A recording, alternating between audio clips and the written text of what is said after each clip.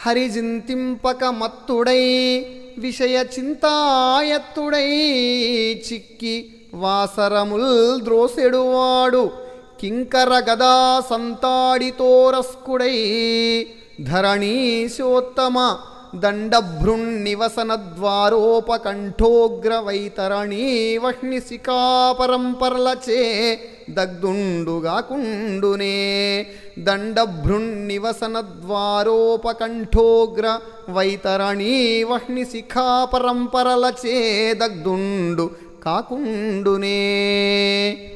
ఓ రాజోత్తమ, విష్ణువుని గూర్చి స్మరించనివాడు మత్తులో ఉన్నవాడు. అతడు ఇంద్రియ సుఖాపేక్షతోనే కాలం గడుపుతుంటాడు.